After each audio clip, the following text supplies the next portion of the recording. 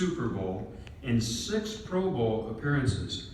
He's widely considered one of the most versatile players in the NFL. Mecklenburg played all 7 defensive front positions, often in the course of a single game. In 1987, Karl was selected as the AFC Linebacker of the Year and the AFC Player of the Year. Since retiring, this former Broncos captain has been enshrined in the Denver Broncos Ring of Fame and the Colorado Sports Hall of Fame. Mecklenburg has been a semifinalist for the Pro Football Hall of Fame in each of the last 3 years. As a speaker and an author, he has dedicated himself to inspiring long-term positive change in teams and individuals. But before we get to that, let's watch a short highlight film.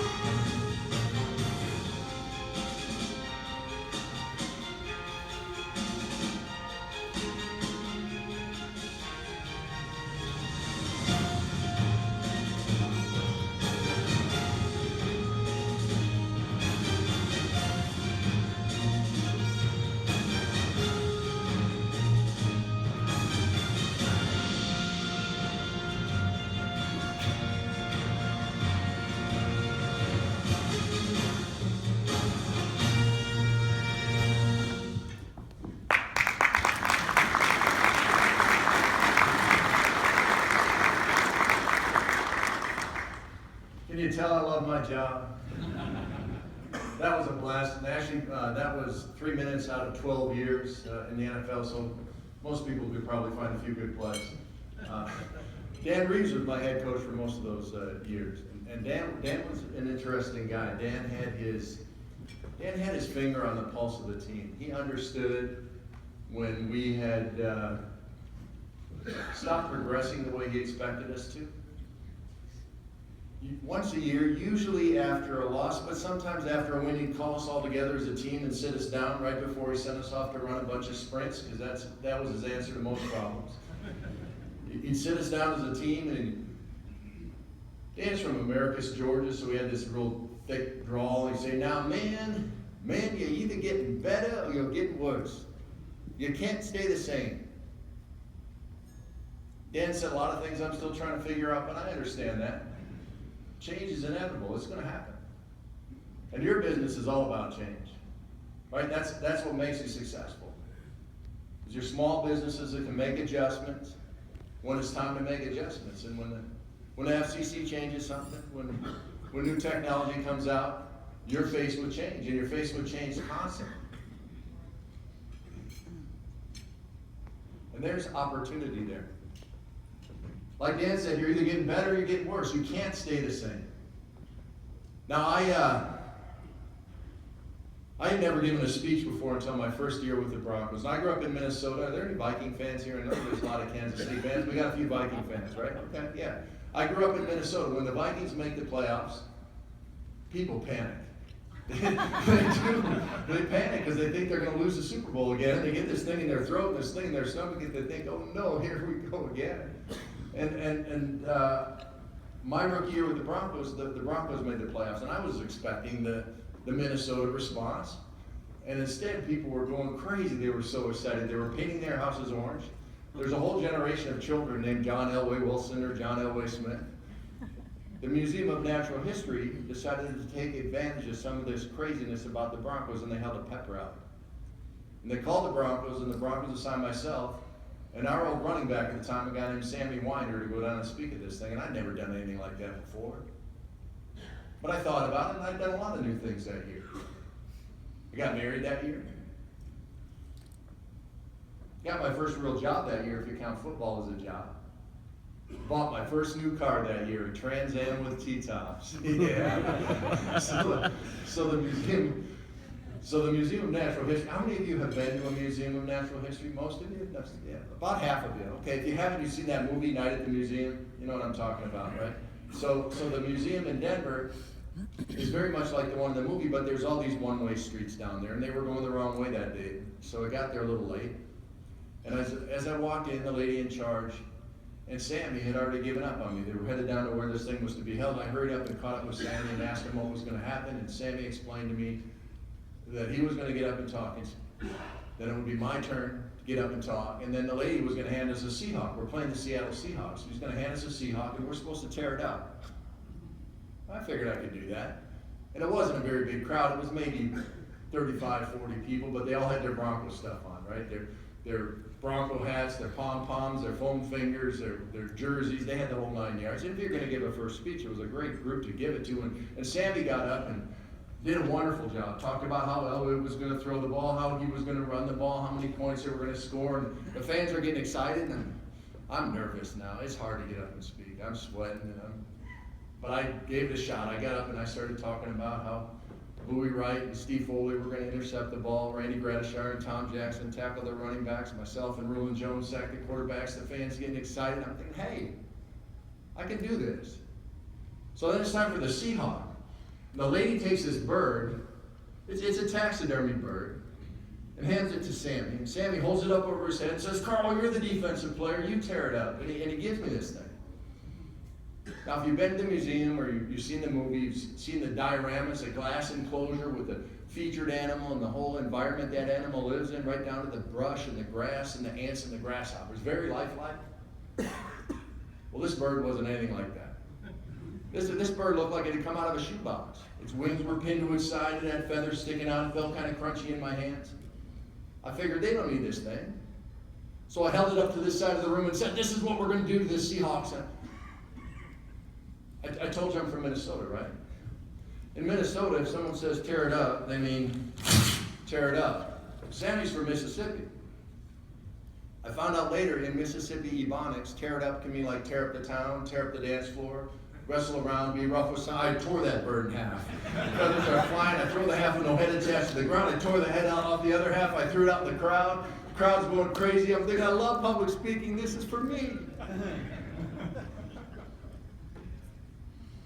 And then I saw the lady in charge of the thing. She had her head in her hands. She couldn't believe what I'd just done. You see, the Seahawk was actually an osprey. part of an ongoing study of the osprey species where they collected one every year. The crunchy osprey that was spread on the ground in front of me had been collected in 1910.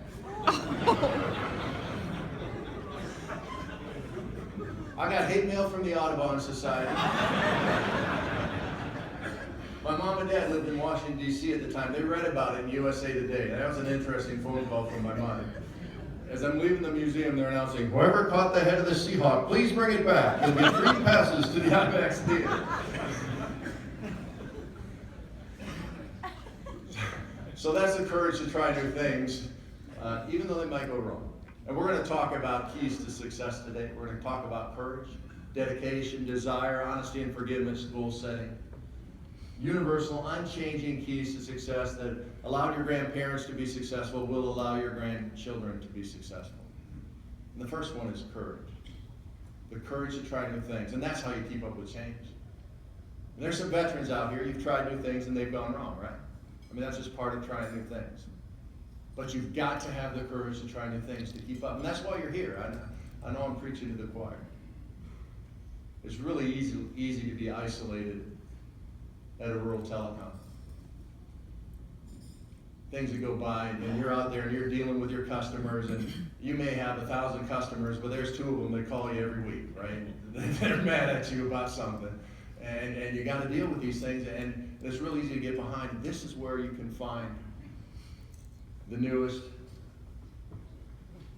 exhibitors, vendors, where you can learn the newest challenges that you're going to be facing from the FCC. This is it. That's why you're here, because you're embracing change. And you've got the courage to try new things, and usually things go right when you have the courage to try new things.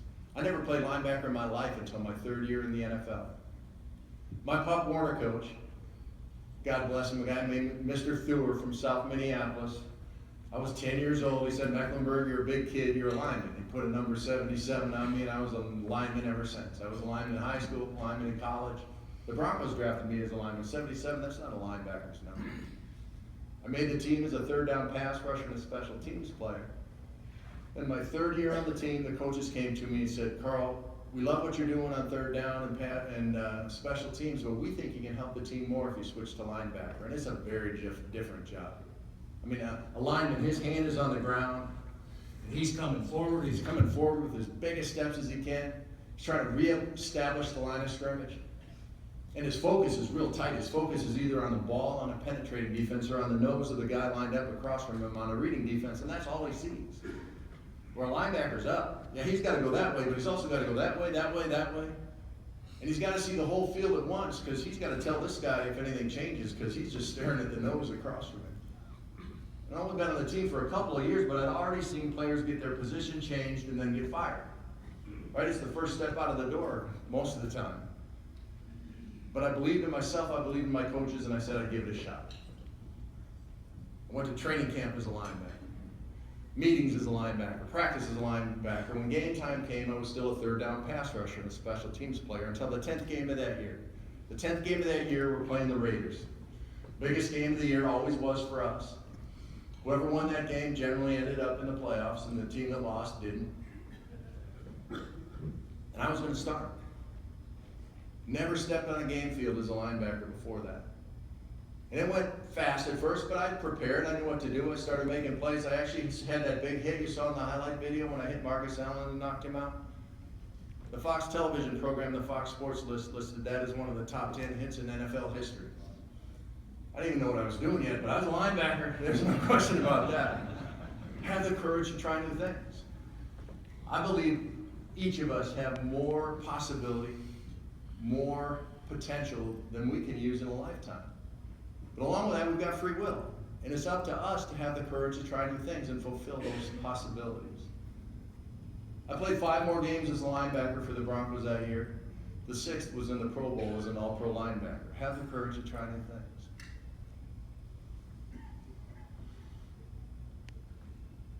There's another kind of courage I like to talk about when I speak to groups like yours, and that's the courage to be decisive.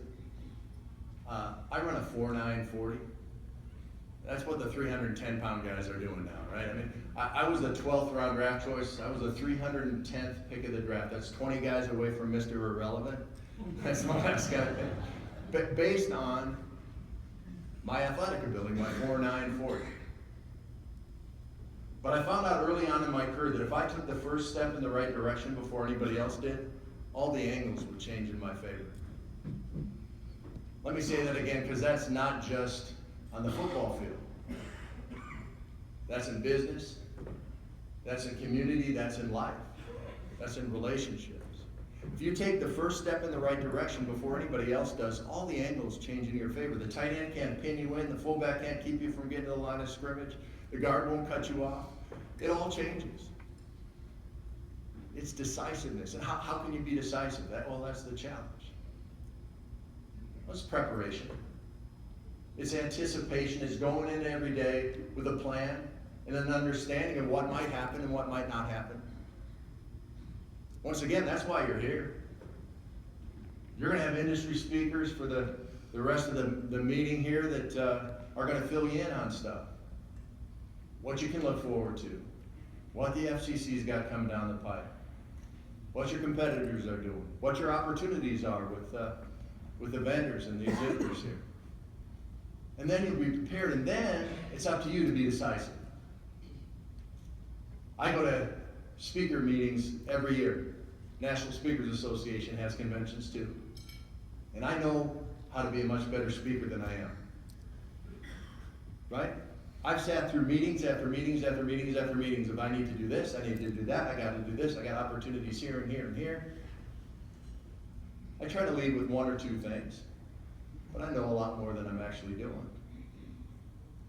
The only way that this meeting, and it's a wonderful meeting, I see everybody come together and it's old friends and people shaking hands and playing golf and having receptions and doing all that stuff, but the only way that this meeting is worthwhile to you is if you go home with something. Maybe it'll be something from my talk today.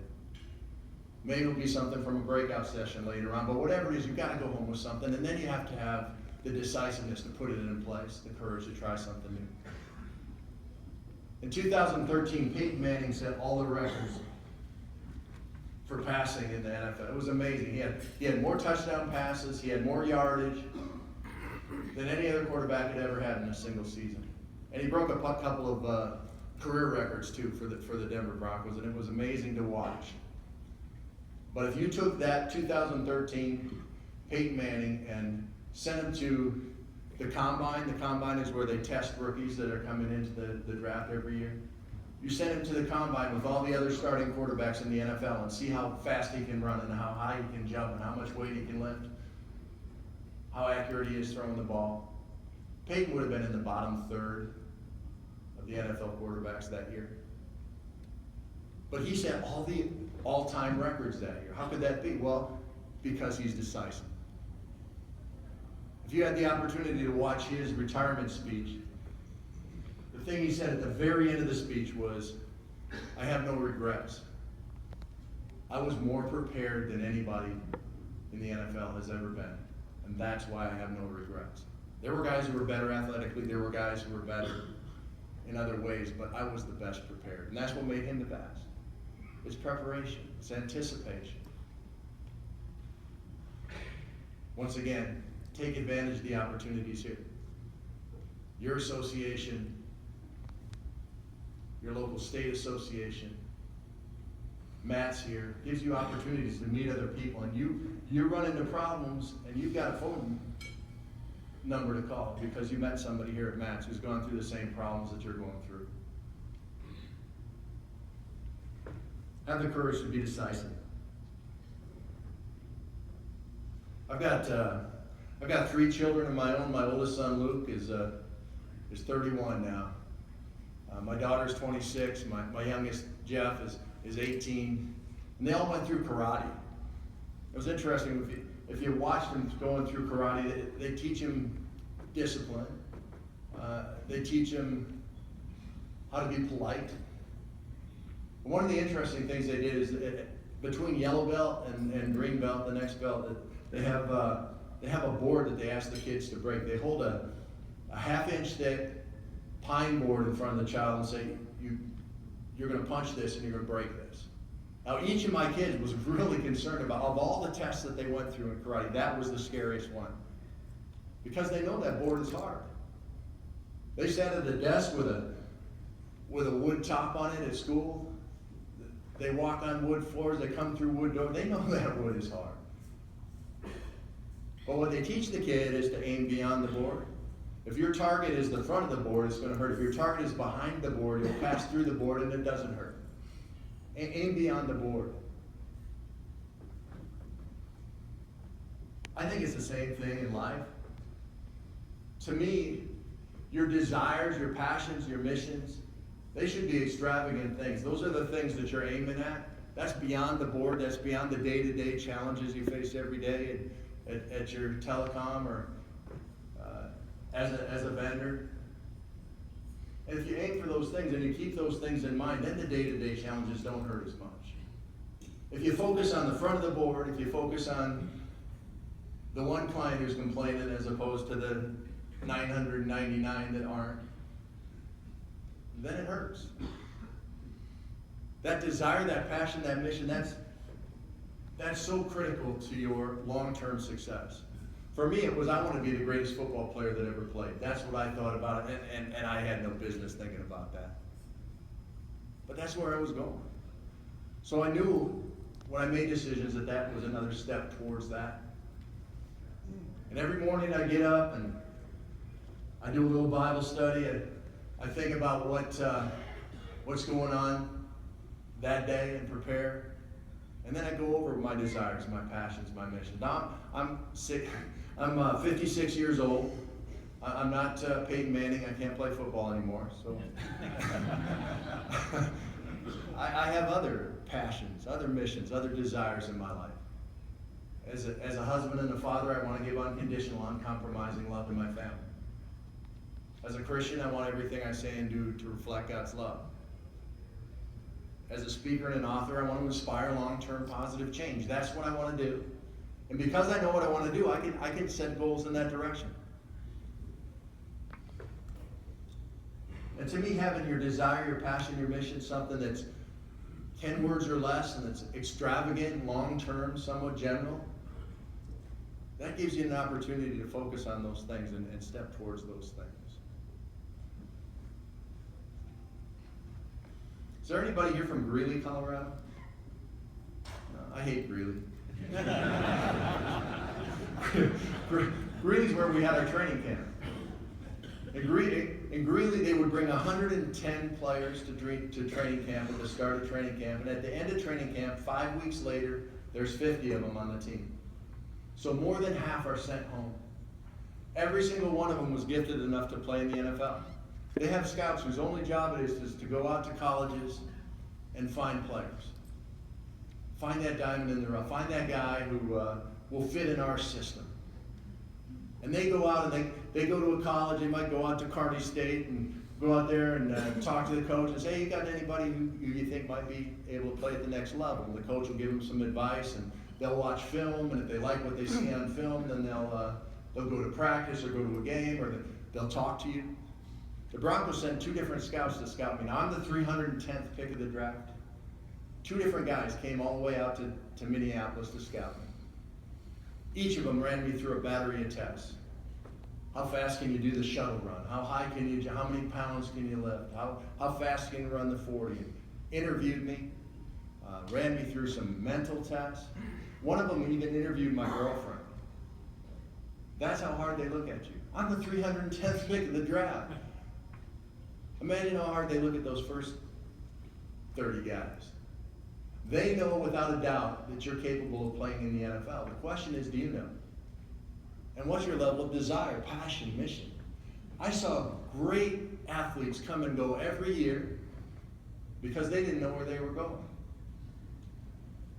They didn't know it was all about, I want to be the best player that ever played. Their desire, their passion, their mission was, I want to get invited to an NFL training camp. And they got invited, and then they got sent home. And it was all based on their desire. It wasn't on their talent.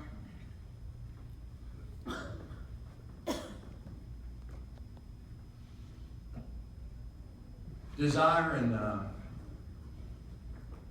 and goal settings are similar but different. They're like 2 sides of the same coin. A goal is reasonable, short-term, specific, where a desire is extravagant, long-term, general. The goal is a step on the way to that desire, that passion. In football, it's really easy to set goals because you go through these weekly evaluations, right? Once a week you got a game, you did good, you did bad, you won, you lost. You look at the video, you see what you did wrong, you set some goals, you fix that. It's a little trickier in real life. But the process is the same. The process is the same. In the NFL, they film everything. They film every game from 2 different angles. They film every practice, and now they even film meetings. So theoretically, you can sit in a meeting watching film of yourself practicing. Right? I mean, everything is on film, and everything is evaluated. So the coach will sit in front of the other linebacker. So it's 7 guys usually in the linebacker room, and the coach up front. And the coach runs every play back and forth, and he evaluates what you did. And he talks about everybody, and there's no punches pulled because he wants to teach everyone in the room what's right and what's wrong. And you'll sit there and you'll say something like, Mecklenburg, it's a 2 deep zone. The tight end's running wide open down the middle. That's your guy. You've got to cover him. And even though I've seen that play repeatedly because he plays it back and forth for everybody in the room, my natural tendency as a human being is to think, that's not my fault. Coach, the defensive end should have jammed him so he didn't get off the line of scrimmage that fast. And the outside linebacker, he's supposed to squeeze him into me so he's easier for me to cover. And the strong safety's supposed to help me when he goes deep like that. What's he doing helping the corner? It's not my fault, Coach. But what should I think? That's my guy. That's my guy, and I'll take care of it. I'll fix that. I'll set a goal. Honesty and forgiveness and self-evaluation might be the most difficult key to success that I'm going to talk about. But the only way you can reach that desire, that passion, that mission is know where you're at now and set some goals in that direction. You saw in the highlight video I was playing on the left side and the right side. I have dyslexia. I have no idea which side I'm on, truthfully. But I know where I'm going. I think that's what it's like if you don't have that desire, that passion, that mission to focus on. It's real easy to work hard. We all know how to do that. There's no secret there. But the challenges are we're working hard and setting goals in the direction that we really want to get to. Is that our focus? Or are we just putting out fires day to day? Are we honest and forgiving with ourselves so we can say, yes, this is where I'm at, that's where I want to go, and I'm going to set some goals. And I'm going to get it done. Wade Phillips was my head coach the last 3 years of my career. He was also defensive coordinator for the Broncos before that. And he's the defensive coordinator for the Broncos now. Wade Phillips had been in the NFL coaching, setting goals, taking steps forward for 45 years before last year when he finally won a Super Bowl. That was his 46th year of coaching in the NFL at the highest level. And he failed, and he failed, and he failed, and I don't want to do this 45 times. But he did. But what he was capable of doing is to learn through those failures. To be honest and forgiving with himself and say, when I played for Wade as the defensive coordinator, we played cover 2, which is a 2 deep zone, 90% of the time. I mean, basically he was, if he wasn't there on the sideline giving me the signal, cover 2, I would have just called cover 2 anyway, because that's what we did. If you watch the Broncos now, they have one of the most complicated defenses that are in and out and back and forth and blitzing everybody and doing all kinds of stuff. And what Wade found out through his career was it's the people. It's the people that I work with that really make this thing work. And if I understand my people, if I understand my community, my team, my guys, then I can put them in the right position to make the plays. And that's my opportunity, that's my job. I can't just put them in cover 2 if the other team knows it's cover 2 for sure too. But what I can do is I can put them in what's best for them. think we can all learn from that. I have, like I said before, 3 children. And I thought, to be fair, I should treat them all the same. But they're different. One of them needs a pat on the back, one of them needs a kick in the butt. And that's who they are. Your employees, your family, your community is the same thing. If you can identify that community and understand what those people need, then you can set up systems and programs and opportunities for them to succeed. And that's what being a leader is all about. Wade's an unbelievable leader. He was voted the top coach in the NFL last year, and he was well deserved. 46 years from his start, he finally got that ring. And the funny thing is, when they gave him the ring, it had the wrong name on it. They put your name on the ring. Instead of Phillips, it said, I forget what it said, but it says it had a different name on it, and they had to send it back and get it redone. The gracious man that he is, he didn't complain about it. What an amazing guy. Wade Phillips is my hero. I wasn't always a great football player. Actually, when that Pop Warner coach said, Mecklenburg, you're a big kid, you're a lineman, Mr. Thur, when I was playing college football at the University of Minnesota, I went back to Lyndhurst Park where Mr. Thur coached me, and he was still there coaching other people's kids. Unbelievable guy. And I got there and I asked Mr. Thur, well, hey, thank you for everything you did, first of all, but was there anything about me as a little guy that indicated I'd be playing Big Ten football someday? And Mr. Thur laughed. He said, hey, Karl, you know, I do remember something that was different about you. Before practices, before games, when we stretched out, everyone else could touch their toes. You barely got to the bottom of your kneecaps. You were the stiffest child I've ever coached. Not, oh, he's going to be great. No, he's a stiff kid. That was me. In 9th grade, I was the smallest starter on our football team. I grew really light. As a junior in high school, I played JV. I didn't even make the varsity team. As a senior in high school, I was a starter. I played both tight end and defensive end. I was all-state in Minnesota as a tight end and as a defensive end, but I was only 6 feet tall and 200 pounds. I grew 3 inches and 40 pounds my first year of college. So I was too small to play major college football, so I went to Augustana College in Sioux Falls, South Dakota. Any Vikings in the house?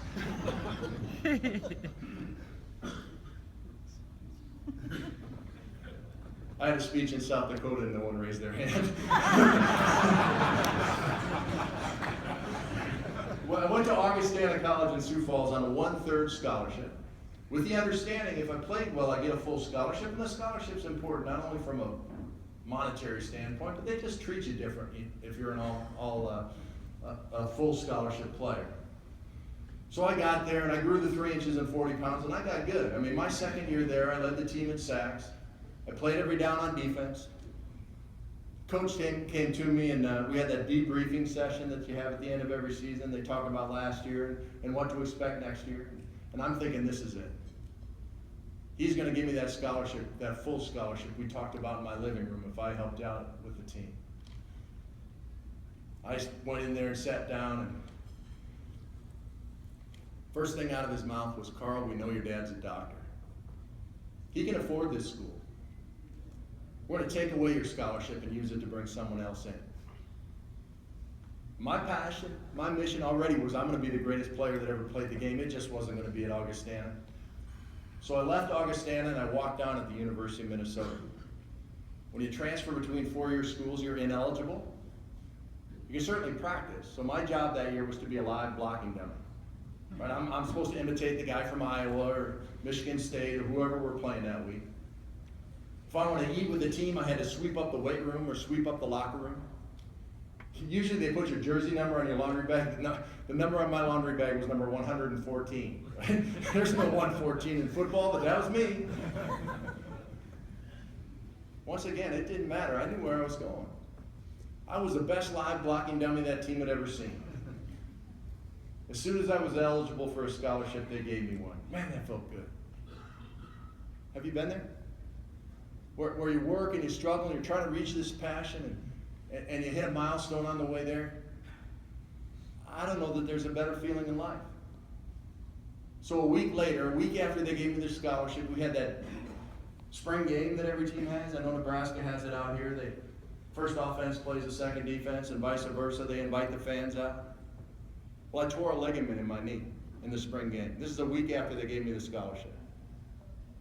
As I lay in the hospital bed after surgery, the coach came to me and asked me to give the scholarship back.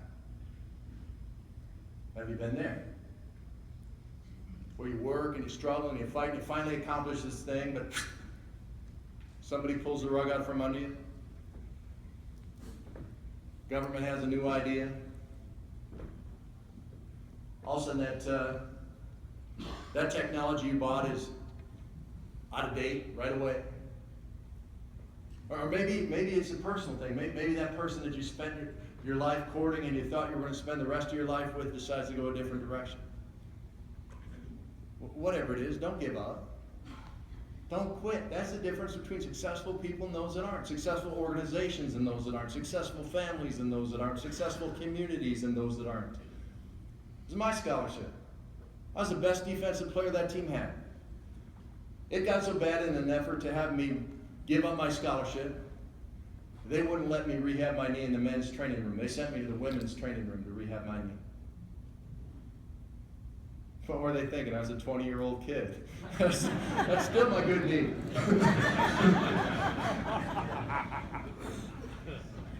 The next year I led the Big Ten in sacks, and there was no question about whether I belonged. But don't give up. Don't quit. Success is overcoming obstacles on the way to your dreams. That's the only way to get there. You're going to run into obstacles if you have extravagant desires. You will. Don't give up. Don't quit. Learn how to get through them. Make contacts here that can help you through them. They're here. And I know everyone in this room has some things they're dealing with. Don't give up. Don't quit. My last football game was a say goodbye to Mile High flag football game.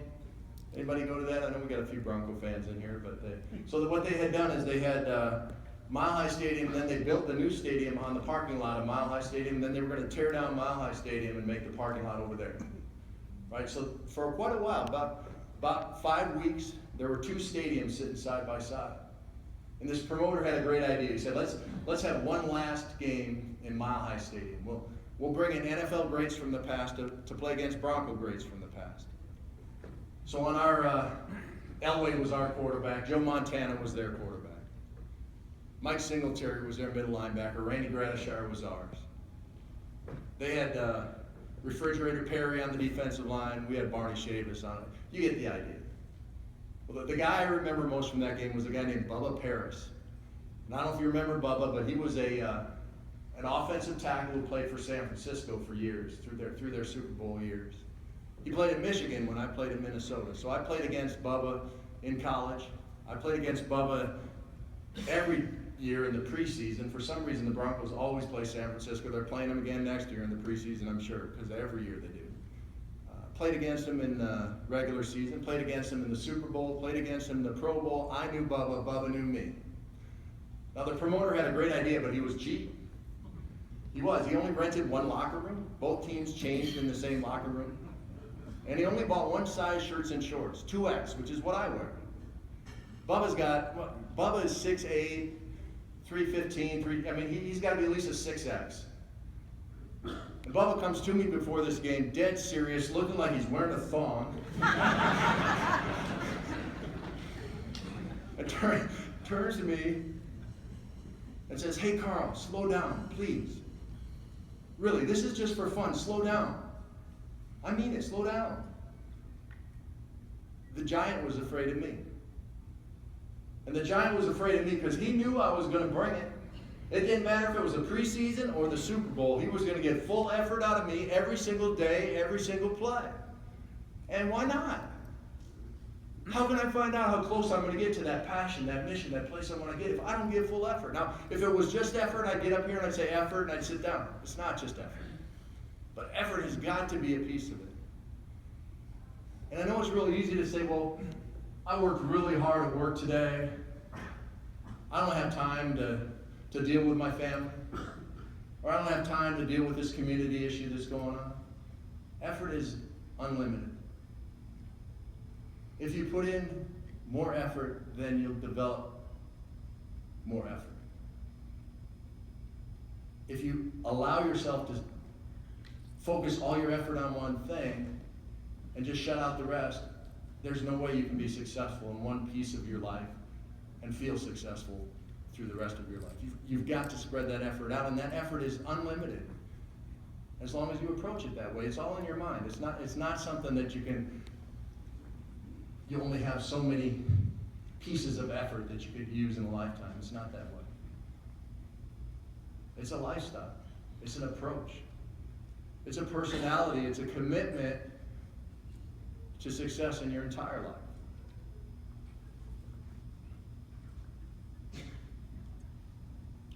I'm a hunter. I love to hunt, particularly bird hunting. And I got this opportunity a few years back. A friend of mine who was involved with a church in Valentine, Nebraska, asked me to come out and speak at his church. And I'm like, well, that's a long drive. He said, but you know what, we'll do it on pheasant opener. Well, I'm listening now. Oh yeah, and we'll go turkey hunting. We'll go pheasant hunting. We'll go duck hunting. And you can bring a friend if you want. Okay, sign me up. We went out to Valentine. Got there Friday. Pheasant opener was Saturday. So we went turkey hunting on Friday, and I'd gone down to the local Army surplus store and bought a ghillie suit. A ghillie suit is what you wear if you're a sniper. Basically, you're a bush if you're wearing this thing. I was a bush, right? And turkeys are really smart. They've got great vision and hearing, and they're spooky. So you have to be really well camouflaged to hunt them. And we found this place. The way the land is out there in Valentine, it's the sand hills, and the crops are up top, and anywhere any water runs through, it cuts way down into the land, makes these deep valleys, cottonwood trees and oak brush down at the bottom. And the turkeys feed up top in the crops, and then they come down, get water, and roost in the cottonwood trees down in the valleys at night.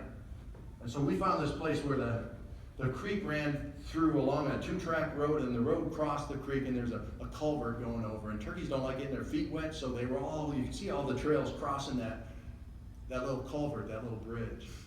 We sat up above there waiting for them to come in the evening. It's Friday night. I'm a bush, right? I'm sitting on the hillside. My partner's about 40 yards away sitting on the hillside, and it's 5 o'clock. We're sitting there for an hour and a half, nothing's happening. He got up and left, and as soon as he left, the birds came in. Well, it was a windy day, kind of like yesterday. A lot of wind, and when it's windy, turkeys get uptight. They don't like all that motion. They don't like all that noise because they can't see and they can't hear. So instead of doing what they normally did, going across the bridge, they jumped the creek, and they got up under the cottonwood trees, and they started making all that noise that turkeys make before they fly up to roost. My partner heard that and came back and sat down on the hillside again. I'm a bush over here, right? And all of a sudden a turkey starts calling behind me. I'm thinking, if I sit here, it's getting later. It's 6:37 at night. The sun's going to set in about a half an hour. If I just sit here and wait, that turkey's going to walk down the hill, join the other ones, and I'm going to have turkey dinner. And I'm waiting and I'm waiting and I'm waiting. It's getting later and later. It's getting darker and darker. I think he's within range to shoot, but I'm not sure. But I decided, you know what? If I'm going to shoot this thing, I got to turn and shoot now. So I turned to shoot the thing. And as I turned to shoot, my partner saw that motion and thought it was the turkey, and he shot me. He shot me in the back of the head, neck, and shoulders with a 3.5-inch load of number 4 shot from 40 yards away. 65 pellets in the back of my head. Should have killed me. I mean, knocked me down. I rolled down the hill. I hung up on a sapling. When I came to, I heard him telling the other 2 guys who came back what had happened. It was the first time I understood that I had been shot. I didn't understand that at first. I'm a big guy. They weren't going to carry me out, so I got up and walked up to the truck. We got in the truck and went to the Valentine Brown County Hospital. The Brown County Hospital is basically a garage. I don't know what it is now, but it was then. I mean, it's 2 stalls, cement blocks. And the gal that came in, there were only 3 doctors at that time in Brown County, and the gal that came in had never seen a gunshot wound except on television. She looked at me and said, "What are all these little holes? I thought you got shot." Because she'd seen that cop show, the big bullet going through somebody, right? That's not reassuring when you've been shot. They got me stabilized, put me on a Fight for Life helicopter, flew me to Kearney, Nebraska, to where there's a big regular hospital, and that was okay. I mean, I woke up the next morning feeling like I'd played a game. I wanted to leave. They wouldn't let me leave town. They thought I was going to spring a leak or something, I guess. I don't know, but I had to spend that night in Kearney, and then the next morning, Sunday morning, we drove back to Valentine. I went duck hunting that morning and spoke at the church. I was okay. My partner wasn't. My partner usually doesn't call very much, once a month. He was calling me every day. He was calling me every day for a while. He was calling me every other day, every third day. About a month and a half into that, he called me and said, "Karl, I'm shooting you every night in my dreams." Now, this is somebody I'd hunted with my whole life. This is somebody I trust implicitly. I had forgiven him the moment he shot me, but he couldn't forgive himself. In our relationship, a big piece of it was hunting. And he gave that up because of one mistake, one time. He couldn't be honest and forgiving with himself. I'm sure if he went hunting again, he would be the safest hunter in the woods. But he wouldn't allow himself to do that.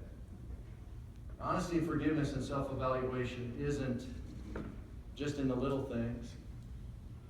It's in the big things too, the personal things, the relationship things. The shutting down a big piece of your life because you made a mistake 15 years ago. And I can't do that anymore because of that mistake. Be honest and forgiving with yourself.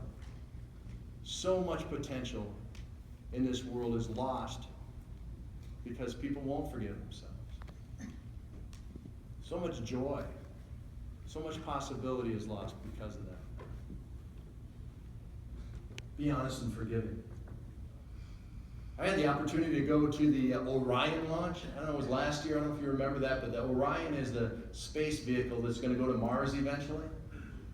They had the initial launch down at Cape Canaveral, and my family and I got invited to go down and watch this thing, and it was really cool. If you ever get a chance to go see a rocket launch, it's an amazing thing. So we went down there. The Orion was kind of a partnership between Martin Marietta, United Launch Alliance, and NASA. All three companies had been working on this thing for 9 years before the launch. And they've been planning. They made some adjustments because the new rocket is what they call a Delta Heavy, which is 3 rockets side by side, kind of shaped like a barn door almost. They make them in a triangle, but it's got a big flat surface. So they were a little bit worried about wind, so they changed their procedure on wind. Usually they have these wind sensors sitting around in the launch site, and the wind sensors tell the people up in the tower what the wind speed is. What they decided to do this time is if the wind blew too strong, it would automatically shut down the launch. There wouldn't be a person involved in the decision making. They also had a 3-mile perimeter around the launch site. And if anybody had gone inside that 3-mile perimeter, that would shut down the launch too. They wanted to make sure nobody got in there because when those Delta Heavies go off, I mean, it just throws flames and fire all over the place. So we went down there. We got there the night before the launch, rode a bus out on this levee right behind the rope that was the 3-mile perimeter. And we were right there up on the rope. The launch site's out here. They had dug out the island that they were going to launch the rocket from, and there were some buildings out there too. And then they had also dug out the road that we were sitting along, the levee. And so there was a body of water in front of us, between us and the rocket. And we're sitting up there against the yellow nylon rope on our lawn chairs waiting. And they've got like snack booths, and you can buy an Orion t-shirt, and they got the announcers talking about what's going on. And they start announcing the first countdown. They get down to 15, 14, 13, halt. The wind had blown a little bit. There was a gust of wind, and it set off the sensors, and it shut down the launch. Now every time they get the launch ready to launch, they got to pump a bunch of frozen gases into the rocket. That's the fuel for the rocket. So then they got to pump it back out and make sure it's cold again to keep it in the freezer. So in between launch attempts, they got to pump all that stuff back out, and they put it in this freezer machine down there, and then they get ready for the next attempt. They pump it full. They get the countdown. They get down to about 20. The wind blew a little bit too much, set off the sensors, stopped it. This happened 4 times. The 5th time they started it, they got down to 8 or 9. They stopped it again. They stopped it because a valve had frozen. A valve had frozen in the from pumping all that stuff back and forth, that frozen stuff. Then one of the halts in the launch sequence was because a boat had drifted within the 3-mile radius. I mean, whatever could go wrong was going wrong. They finally decided to start again the next day. We went back to the hotel, we changed our flights. We were there to see this thing. So we went back and waited. The next morning we went in there, and it was amazing. They started the countdown. The wind wasn't blowing. The wind blew a little bit, but not very much. They got down to the countdown, 5, 4, 3, 2, 1, and that thing took off. And I thought it was going to be like a bottle rocket, or remember those Estes rockets you made as a kid, and just they're gone? That's not how it was. I mean, the ground shook, the water was popping, the thing just slowly raised up, picked up speed, and was out of sight. It had circled the earth twice and then landed in the ocean by the time we got back to the hotel. I mean, it was amazing how fast that thing was once it got going. But to me, what was more amazing was what had happened overnight. 3 different companies that had worked on this project for 9 years leading up to the launch all had people stand up and say, I was wrong.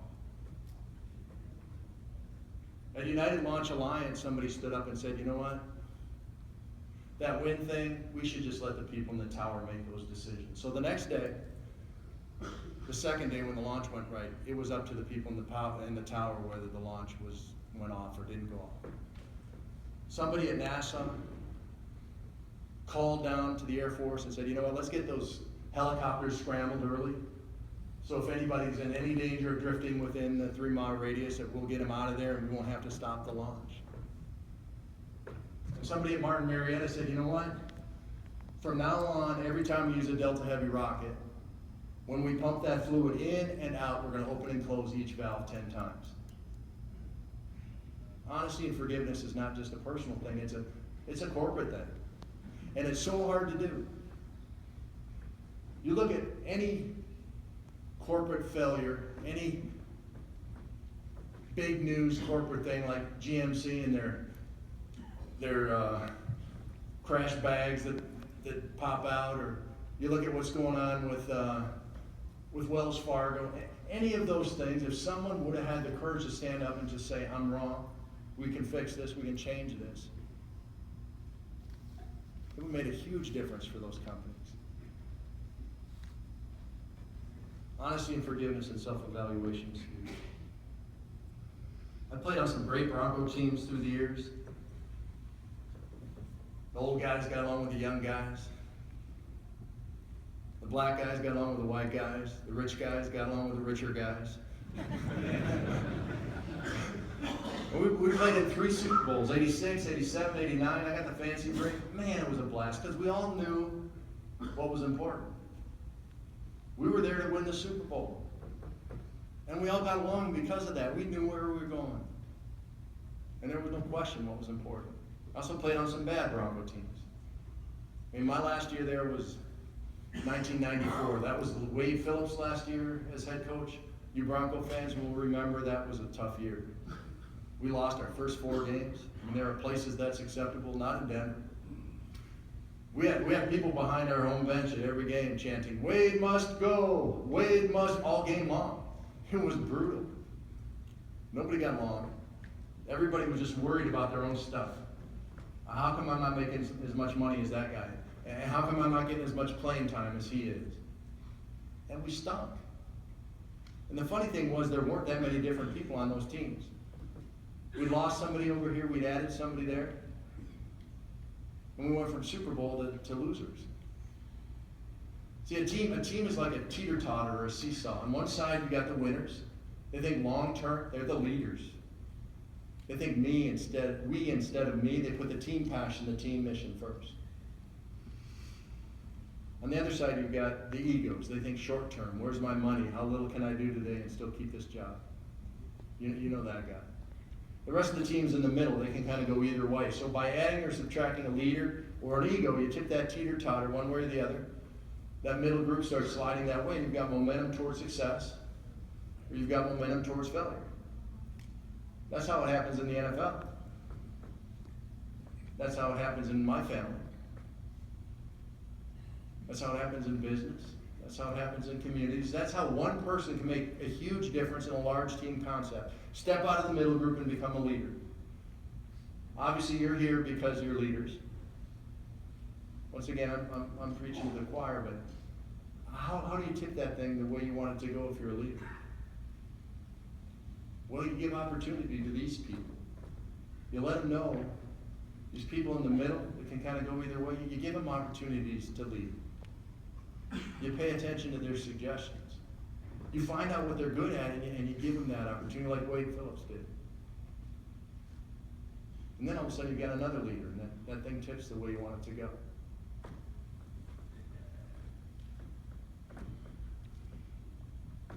I played football with John Elway for my whole career. He was the first pick in 1983. I was the 310th pick in 1983. But despite our difference in draft status, we were both captains on the team and learned a lot from each other. I remember watching him in our lunchroom. Our lunchroom was set up like this, round tables, obviously not as big, but the same people sat at the same table every day, except John. John would sit at a different table every day so he could get to know his teammates and they could get to know him. That's the community piece of leadership. To me, leadership is about 4 C's: community, commitment, and clarity and consistency of that commitment. He'd sit at your table and talk about his kids and what they were up to, and ask you about your kids and what they did, about your wife and what you did when you weren't at the facility. And oh yeah, this is what's important to me. I'm here to win the Super Bowl. And he was clear and he was consistent about it. Community, commitment, clarity, and consistency. I'm going to open the floor for questions and finish. I got one more story to tell about John. Any questions out there? Anybody want to know how much weight I lift or what kind of car I drive? None of that stuff. You probably bought it from John Elway. Huh? You probably bought your car from John Elway. Yeah. No, I didn't. Any other questions? Nobody wants to know nothing. Okay, yeah, right here. Did they get all the 65 shots out of you? No, did they dig the shots out of my? They said that going in and digging them out is just as hard on you as having them go in the first place. There was one that was right next to my jugular vein that they had to take out because they said if it moved, I'd bleed out. But other than that, no, I set off the alarms at Walmart when I go in and out. So you get a copy of my book. Thank you for asking the question. Any other questions? I only got one book up here. What, yeah? You see a difference with today's players? They seem to be a little more self-centered, a little bit more about their contracts and their egos than players were when I was a kid. Yeah, and that's a good point. I think the structure of the NFL has changed enough that it's harder for a player to be a team player. It used to be that once a team signed you, you didn't have any choice where you went. For example, my teammate Gary Kubiak, he was an 8th round draft choice when I was the 12th round draft choice. He came in out of Texas A&M. He had all kinds of records in college. He actually was a 4-sport all-state player in Texas. I mean, great athlete. They brought him in. They thought he was going to be the replacement for Steve DeBerg. And Steve was replaced by Elway instead because the Broncos traded for Elway during training camp. Now we went in June to Denver. Gary was there, and he was running first string all through preseason until they traded for John, and Gary wasn't going to play. And Gary knew he wasn't going to play, and he stayed on the team for 8 years that way behind John Elway. Now, he learned how to lead from the sidelines. He's a great leader in a lot of ways. But in today's system, he could have left. Back then, you couldn't. You could only retire. They still owned your rights when you retired. So now, all of a sudden, instead of playing for a team, you're playing in the NFL. And what your value is for your team is compared against the value of you for other teams. So obviously, there's a lot more movement, but there's a lot more opportunity for good players to get out from behind situations like Gary was in. So yeah, there's a difference. But the good teams are all about leadership, and it starts at the top. I mean, if you look at what the Broncos have done since Pat Bowlen bought the team in 1984, they've won 3 Super Bowls and played in 3 that they lost. They've had 2 losing seasons in that many years. Unbelievable leadership.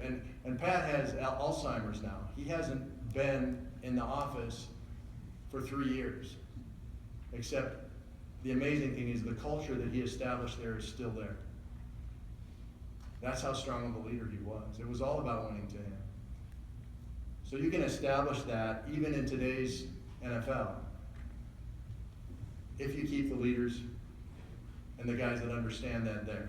So to me, yeah, things are different, but if you look at the New Englands, you look at the Denvers, you look at the Seattles, you look at the teams that are successful year after year after year after year lately, it's because their players buy into the team concept.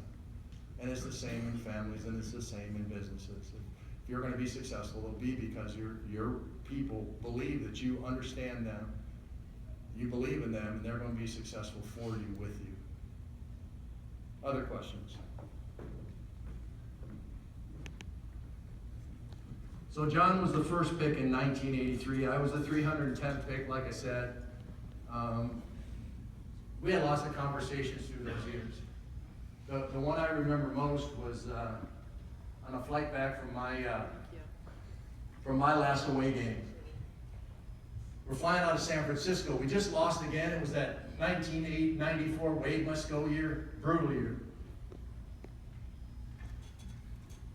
Lost again. The way the seating's arranged on these flights is the coaches sit up front, the media, television, newspaper, radio, and the guys the coaches owe favors to, like the car dealers and beer distributors and stuff, they sit in the middle.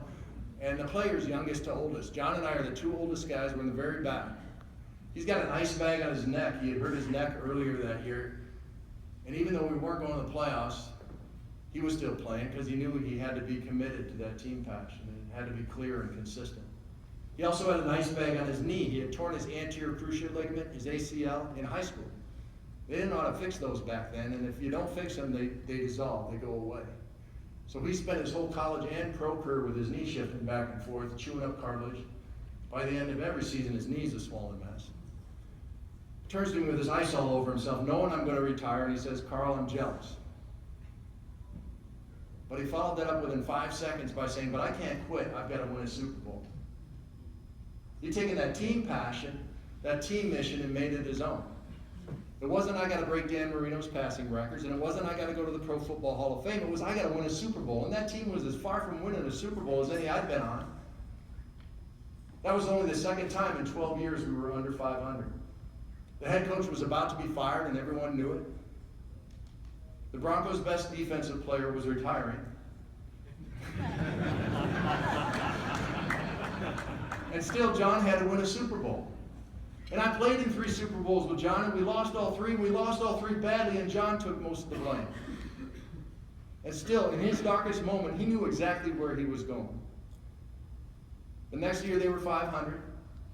The year after that, they were 13-3. Best record in the NFL, lost to Jacksonville in the playoffs.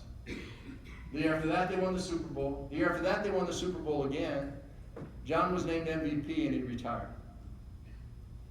The very first thing Denver Broncos owner Pat Bowlen did with the Lombardi Trophy, that's the trophy you get for winning the Super Bowl. The very first thing he did with that thing is hold it over his head and say, "This one's for John." Because even he understood that it happened because John knew where he was going. you have that power on the teams you're on. If you're clear and consistent in your commitment to the team passion, the team mission. If your community, your team, understands that you're committed to them, and you understand what their skills are. If you take the skill of the individual to help the team, and the skill of the team to help the individual, amazing things happen. Now you're pursuing extravagant dreams, passions, missions. When you do, you're going to run into obstacles. Hopefully when you run into those obstacles, you'll think about my keys to success. Teamwork, courage, dedication, desire, honesty and forgiveness, and goal setting. Thanks for your time.